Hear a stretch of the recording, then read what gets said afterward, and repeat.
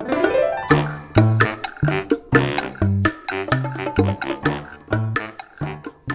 everyone, and welcome back to the Stitch Sessions and to another segment of our Crochet Quick Chat. This is a little segment where I answer some of the most common crochet questions asked by newer crocheters or experienced crocheters. I happen to teach crochet classes in person as well as provide tutorials. So I get some common questions that get asked a lot, and I thought maybe there are some of you out there in the YouTube world that have the same questions and maybe I could answer them for you. So today, before we get into the question of today's quick chat, I want to give a very quick shout out to one of my crochet students, and her name is Naomi. And I want to give her a big thank you because she has given me a commission to make this really adorable seal pup scarf for a gift for someone. And this is it right here. If you can't see it, I will put a graphic up on the screen there.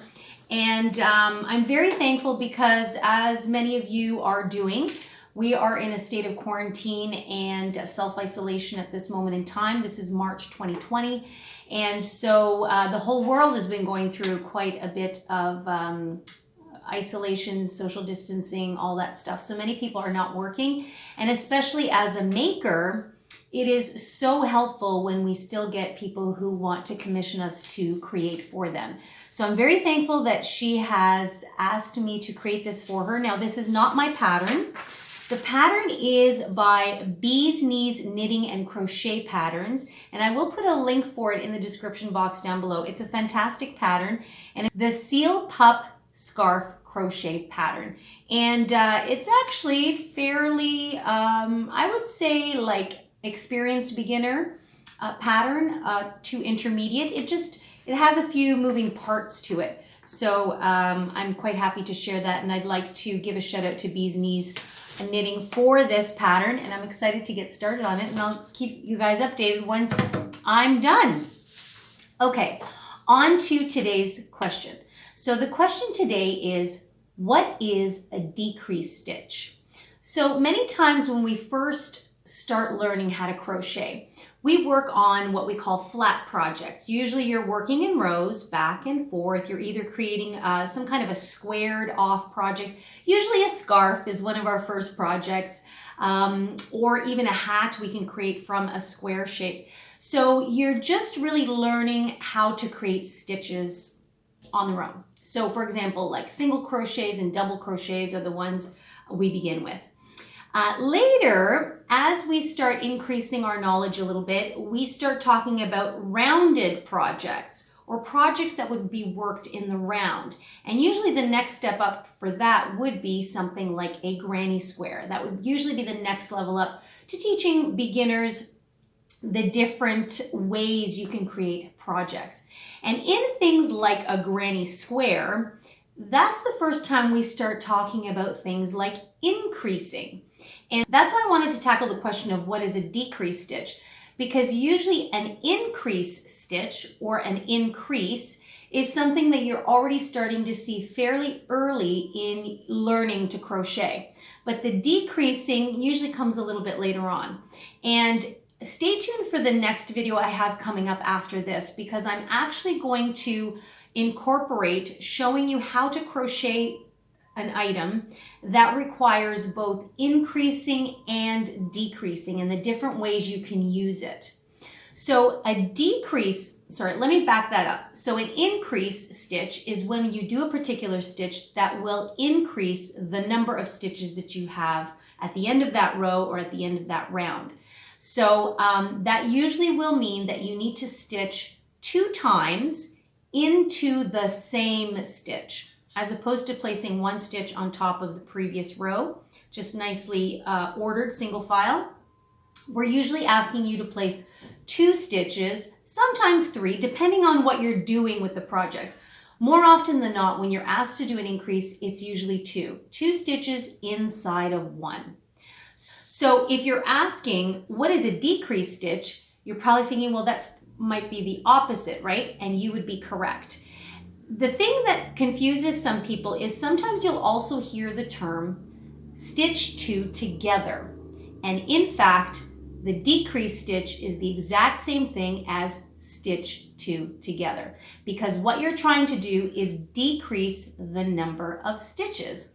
So when you're trying to create shapes that have a little bit more of a slant to it, like maybe you're making a top and you want to create a V-neck, as you work up, you're going to have to do some decrease stitching along the collar. And so things that take on a slanted or a triangular shape are really known for using decrease stitches. As I mentioned before, in the next video I have coming up, I'm actually going to use a triangle shape to show you how to use a decrease stitch to make that triangular shape. I'm also going to show you how to use an increase stitch to make a triangular shape, as well as starting it from the center. So stay tuned for that. That's going to be really, really interesting. But as I was saying, the decrease stitch, in short and simple, is used to decrease the number of stitches you have in that row. So sometimes what people will do is they'll skip one stitch and just continue working into the next, which also gives you a similar effect. The difference is that sometimes it just creates some spaces or holes in your work. And so that's why some people will call it stitch two together. And that is where you begin a stitch, but you don't resolve it. You move on to the next stitch, you begin the stitch again, but then you close them up together. And it's really tough for me to show it to you right now. But again, I will be showing you that in the very next video. And I'll show you the breakdown of how to start the project and then how to actually stitch up a decrease. And decreases can be used for all stitches. So the most common ones you're going to come across are the single crochet and the double crochet. And of course, there are the half double crochets and the triple crochets, but really most stitches are built off of the single crochet and the double. So that's what we're going to be showing you in the next video. So the long answer to a short question. I have a tendency of doing that. I didn't mean for it to go this long, but anyway, so in its most simple terms, a decrease stitch is when we stitch two together. That's why sometimes they call it stitch two together, to create one stitch. So it's like you're working two stitches, but you're only going to create one. And the reason for using a decrease stitch is to change the shape of your work. So that's pretty much all I can say about the decrease stitch, because I got to show you. So stick around for the next video where I'm going to take a triangular project and show you how those decrease stitches come into play. But in case you're curious to have a deeper dive into using the decrease stitches, we have a lot of other tutorials where we've used decrease stitches in those projects. And most especially last year, we did something called the summer top, and we did it in a V-neck style. So we used decreasing stitches in that project. So we're going to leave a link for that one in the description box down below, or you can check it out right up there. And I think it'll be a great way to just give you a reference point as to how you would use the decrease stitch. But otherwise, I will see you back here in the next video for an actual decrease tutorial. So I hope this has answered your question. And if there's anything that's still unclear, make sure to leave me a comment in the description box down below. I'm very happy to answer your questions.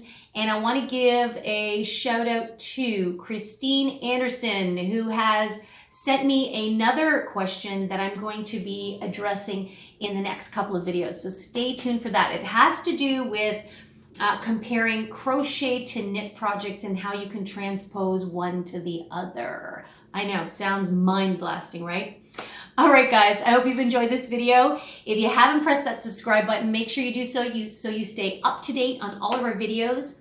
I upload a tutorial every Wednesday morning, and every once in a while I throw up there a Crochet Quick Chat for your enjoyment. So take care, happy crocheting, and see you soon.